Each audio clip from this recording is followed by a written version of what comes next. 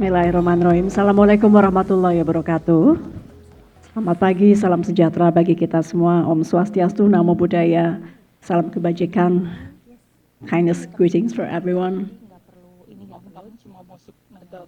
Actually, I would just like to take out the step, Pak. Terlalu tinggi, boleh diangkat aja. Pakai podium dulu. I felt too tall. But let me again say a very good morning for everybody here, and especially yang amat kami banggakan, yang amat kami hormati, the 6th President of Indonesia, Bapak Haji Susilo Bambang Yudhoyono, the President of Indonesia from 2004 to 2014, and I remember the exact years because during his presidency, there was an unfortunate event happened to me, my abduction in Iraq, and he was the key role that is responsible for my release and for me be able to be here today in front of you all. Thank you, Pak. So, very honored to speak in front of Pak SBY. Former Coordinating Minister of Economy, Bapak Hatta Rajasa, CEO Tech in Asia, Mr. Willis Wee, President Director and CEO Indosat Ooredoo, Hutchinson, Bapak Vikram Sinha, Chief Economist OpenAI, Mr. Ronnie Chatterjee, Deputy Chief Executive Officer SPH Media, Mr. Yu Chuang Kwek, Managing Director Tech in Asia Indonesia, Bapak Nofrizal Pratama, Maria Lee, and Chen Herfen, and everybody else. Let me start with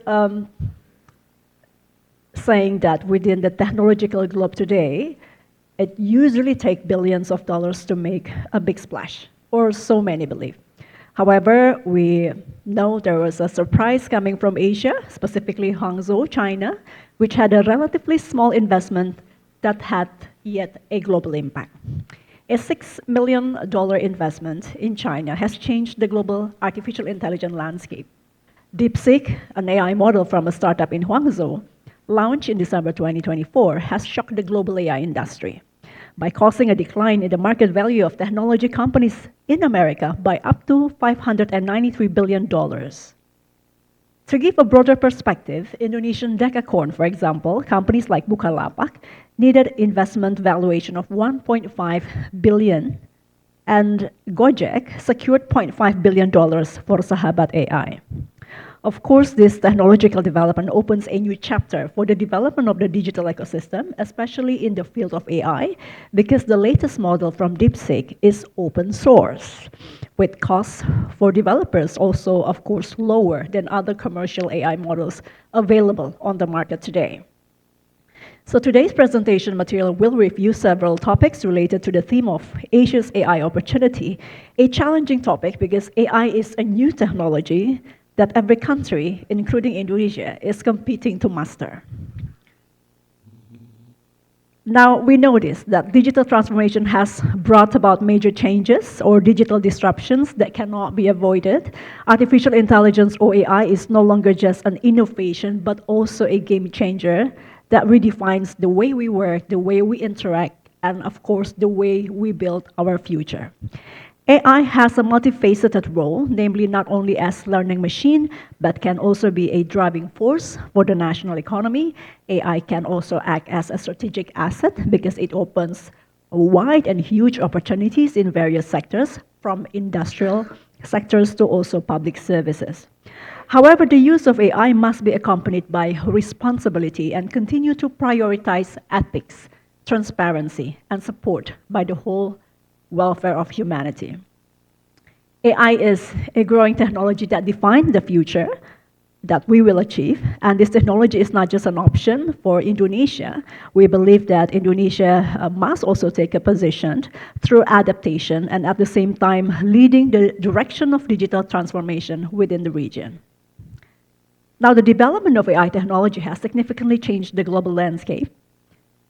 The AI Index 2025, I will not touch so much on this because this is the global and we're in the Asia Economic Summit, but this is just to give us perspective that The AI Index 2025 report by Stanford University noted that private investment in Gen AI has increased rapidly from 3.9 billion in 2022 to 33.9 billion in 2024, an exponential growth that reflects that business worlds fully believe the potential of AI to drive efficiency and innovation across sectors. AI's contribution to the global economy is increasingly significant, with a projected added value of 15.7 trillion USD by 2030, and at the same time opening up opportunities for a 40% increase in new jobs. And this data confirms that AI is not just a tool, but an accelerator of growth and transformation. Now let us take a look at the potential use of Gen AI in Asia Pacific. Currently, the use of Gen AI technology shows also a positive trend. Data from the BCG Asia Pacific Gen AI Survey 2024 shows that the Asia Pacific region occupies an important position in the adoption of AI technology in the region. As many as 16% of companies have proven the business value of Gen AI and build real capabilities, while 49% of companies believe that Gen AI has potential, and another 35% are in trial stage. Compared to the America case, in which 16% of startup companies have built their capabilities, 15% see potential value, and 33% still experimenting. Meanwhile, in the European Union, only 12% of companies have proven to be ready in terms of capabilities.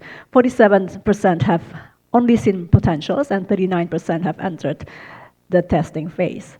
Let's look back at the previous. Yes. So if we're looking at this data shows that Asia has also taken on the role of being a major driver of Gen AI transformation at the global level. What is more interesting is that when we look deeper into the Asia-Pacific region, several major countries in the region are pioneering Gen AI adoption. It can be seen that China leads by 75% Gen AI adoption rate, followed by India with 70%, and Australia and New Zealand with 71%. Meanwhile, East Asian countries recorded an AI adoption rate of 67%, and Southeast Asia, including Indonesia, and if it's database, then it's actually portraying Indonesian data, because Indonesia is the biggest population within Southeast Asia, plus the biggest internet users. So if we look at the Southeast Asia data, it recorded an AI adoption at the level of 65%. I see ASEAN as having high potential for AI technology development, and the region has a population of hundreds of millions of people who we believe will drive increased contribution to the AI ecosystem landscape as consumers, entrepreneurs, developers, and also creators, of all of which have an impact on economic growth and also digital transformation. Now, AI implementation in Indonesia. AI technology has also been utilized, of course, in Indonesia for various purposes to protect the interests of the community, including in our ministry to help detect hoaxes and negative contents in digital space, used as chatbots, big data analysis. In addition, AI can support also radiology and pathology diagnosis with higher precision, which facilitates patients' healthcare. All of this shows that Indonesia has huge potential with continued investment and development of local talent. AI can be a major driver of digitalization's public innovation and industrial progress. A report by McKinsey found that 92% of skilled workers in Indonesia have already used Gen AI at work. And this means that our digital talents are surpassing the global talents, which are accounted for 75%, and among Asia-Pacific skilled workers, which reported 82%. The AI use case progress in Indonesia has significantly moved forward. The AI Index 2025 report by Stanford University noted that once the AI technology has developed and applied effectively, our economic growth could be rapidly increased and contribute 12% to our economic GDP. Again, it's stated that if applied effectively, and that is what the government, private sectors, academics are trying to formulate together how Indonesia can apply it effectively. In this slide, the next slide, we now try to look at the implementation of AI that can be very broad, and that is why the government of Indonesia is trying to focus on 5 priority sectors. One is the health sector, in which we believe AI to provide more accurate, fast, and human-related services. The Satu Sehat platform is a bridge for pregnant women, children, and elderly, so that health is no longer a luxury, but an equal right for everyone in Indonesia. And second, in the bureaucratic reform area, with the 2025 electronic-based government system, or SPBE, we will overhaul the face of public services. There are no more barriers between agencies. All are connected for efficiency and transparency.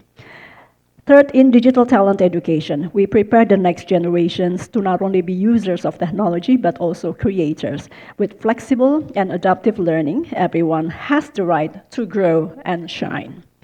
Fourth, smart city development. AI become the backbone of smart, organized, and responsive cities.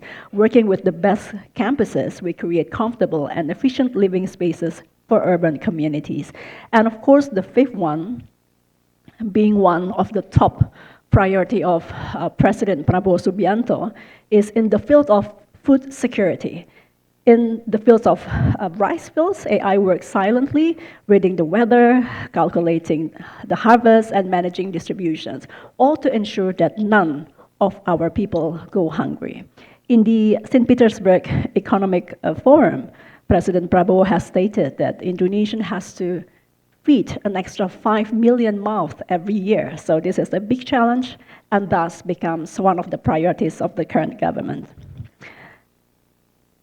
Now, the development of an artificial intelligence ecosystem in Indonesia is structured with a comprehensive approach that includes 3 main pillars, which is the policy, human resources, or the people, and technology platform. The first pillar, namely policy, is the legal and ethical basis for the development of AI in Indonesia, and through already existing regulations, such as the ITE law and the Personal Data Protection Law, and the circular letter on artificial intelligence ethics from the Ministry of Communication and Digital, the state establishes guidelines for for values, responsibilities, and moral boundaries in the use of AI. The second pillar focuses on human resource development through the Digital Talent Program, and this program is designed to increase the capacity and competitiveness of Indonesia's digital talent, with one of its main focuses being artificial intelligence. Strengthening human resources is a strategic step so that digital transformation is not only a consumption of technology, but also a barn of innovations made by the nation's children. Meanwhile, the third pillar focuses on the platform or adoption of technology, and here AI is directed at specific utilization that is in accordance with the needs of the sector, both for assisting and augmenting functions. This approach is complemented by the application of ethics in the use of AI to ensure that technology goes hand in hand with humanitarian values and, of course, public interest. Further, we currently initiate also an AI roadmap white paper, by which it could be the referring documents to shape AI ecosystem and governance that is ethical and responsible, and also operationally effective. The roadmap is done by a collaborative team comprising of relevant ministries, academia, private sectors, and civil society, and committed to ensuring that AI in Indonesia is human-centric, societal well-being, innovation-led, and fostering growth and resilience. And by saying that it's a collaborative team, I must say even the relevant ministries that we invite comprise of 39 government institution. So it's a big, broad discussions. We are actually targeting the roadmap to be finished by July, but there might be, because the discussion is so dynamic and involve a lot of institutions, so we might have a delay of 1 month, and we are targeting now by August 2025, we can have the roadmap and then proceed to legal discourse with relevant ministries so that the roadmap eventually becomes a national binding regulation. Ladies and gentlemen, on the next slide, I would like to emphasize that the collaboration is the key to optimizing AI's potential and that the government fully believes in that. The AI ecosystem in Indonesia can only develop through active collaboration between academics, government, and the business world. And this synergy is the foundation for creating an inclusive and sustainable ecosystem. In academia, universities and research institutions have established already AI centers and developed smart technological-based curricula. Research collaboration between campuses and industry have proceeded innovations that directly benefit the society. In the business world, also plays an important role in implementing AI, from startups optimizing supply chains to large companies implementing AI-based services. The business world ensures that AI provides added value and not just efficiency. Local governments are also starting to implement AI in smart cities, waste management, public transportation, and administrative services to improve people's quality of life. And by committing to collaborative work with local government, we are speaking about in Indonesia, there is not less than 550 local governments that we have to work with very closely. So again, it shows the magnitude of work, or of the collaborative work that we are doing to embrace AI, to be able to be implementing AI effectively in the country. Active collaboration that integrates academics, government, and the business world is the main key, again, to equitable and responsible AI development. And this collaboration makes Indonesia's AI potential a reality that is felt by everybody in the country. Let me conclude in my final page of slide that the AI governance must be the cornerstone of every shared strategic move, and must build trust, empower, and create opportunities. And we believe AI is the reflection of human values and decisions, and to make it sustainable transformation tool, the use of AI must prioritize, again, ethics, transparency, and participation from all levels of society. I will quote a wise sentence from Albert Einstein that says that the human spirit must prevail over technology. And this quote invites us all to direct the development of AI as, again, tool to strengthen the dignity of the nation, uphold justice, and expand prosperity. Make AI the light of civilization and not just a shadow of disruption. Furthermore, Indonesia, again, let me emphasize, are very open for wider space for international collaboration with global corporate partners in an important part of developing AI ethics guidelines that are inclusive, responsive, and aligned, of course, with global standards. This step is a proof that even though Indonesia is building from a local context, the direction is clearly also remains universal. Thank you again. Let me close by saying wassalamualaikum warahmatullahi wabarakatuh. Peace be upon us. Thank you.